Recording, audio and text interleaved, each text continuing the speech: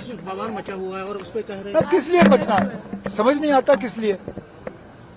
जब असेंबली ने bill pass किया माता वैष्णो देवी यूनिवर्सिटी को एस्टैब्लिश करने के लिए, उसमें मुझे बताइए ना कहाँ पे लिखा था कि एक मजहब के लड़कों को या लड़कियों को उससे बाहर रखा जाएगा।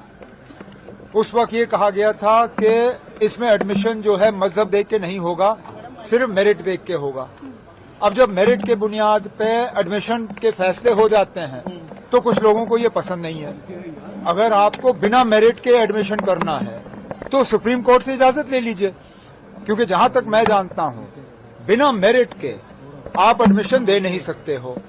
और यहां मेरिट को एक तरफ रख के सिर्फ मजहब देख के जो है एडमिशन के फैसले लिए जा रहे हैं, जो कि कम से कम जहां तक मैं जानता हूं हमारे मुल्क के आईन में इस बात की इजाजत नहीं है।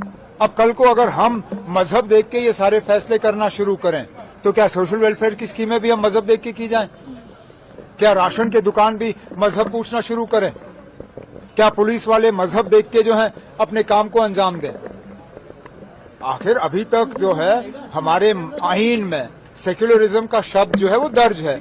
अगर आप इस मुल्क को सेक्युलर नहीं रखना चाहते हो तो हटाइए वो शब्द, उसके बाद जो आपने करना आप करिए, जो हमने करना होगा वो हम कर लेंगे।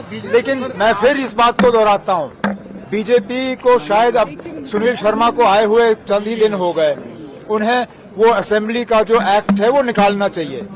वो रिकॉर्ड में होगा, असेंबली के रिकॉर्ड में होगा, एलओपी हैं, असेंबली के सेक्रेटरी से वो रिकॉर्ड मांगे और देखें ना जो बिल पास हुआ है उसमें कहीं पे ये दर्ज हुआ है कि मजहब देख के जो है सीटों का बंटवारा होगा। उसमें सिर्फ और सिर्फ मेरिट के बुनियाद पे सीटों का फैसला होना था इम्तिहान के बाद। अब इन बच्चों का क्या कसूर है अगर मेरिट जो है इम्तिहान में ये आगे आ गए? मेहनत करिए और इम्तिहान पास करिए और एडमिशन हासिल करिए। बिजली का हाइक है, बिजली हाइक पे कोई बिजली हाइक नहीं है ना, कोई बिजली हाइक नहीं है। ये पता नहीं कहाँ से बात चली है। मैं पावर मिनिस्टर हूँ ना, अभी तक इस तरह का कोई फाइल, मेरी दस्तखत तो छोड़िए, इस पे मेरे साथ कोई डिस्कशन भी नहीं हुआ है। कोई इस तरह का प्रस्ताव गवर्नमेंट के सामने नहीं है कि हम बिजली के फीस को हाइक करेंगे या नहीं करेंगे। हमने बजट में भी ये कहा था कि फिलहाल हम बिजली की फीस जो है वो बढ़ा नहीं रहे हैं। अब खामखा जो है इस चीज को जो है एक बहस का मुद्दा बनाया हुआ है। मैं आपसे दोबारा कहता हूँ ना, अब एज पावर मिनिस्टर इस तरह का कोई प्रपोजल मेरे सामने नहीं आया।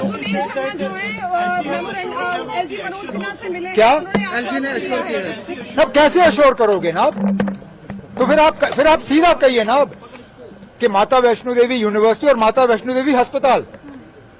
आप यूनिवर्सिटी को अस्पताल से अलग क्यों कर रहे हैं? फिर अस्पताल में भी कहिए ना कि ये माता वैष्णो देवी के चंदे का पैसे का अस्पताल है, इसमें मुसलमानों को या गैर हिंदुओं को इलाज नहीं दिया जाएगा। कहिए हम वहां इलाज जो है कराना बंद करेंगे। अब मैं फिर इस बात पे तो आता हूं ना, अब जब ये जमीन दी गई यूनिवर्सिटी के लिए, जब एक्ट पास हुआ असेंबली में, उसमें बिल्कुल क्लियर है कि मजहब देख के इन सीटों का बंटवारा नहीं होगा, सिर्फ मेरिट देख के होगा। अब मेरिट में अगर कुछ बच्चे पीछे रह गए और कुछ आगे निकले तो ये किसका कसूर है? किसी का नहीं।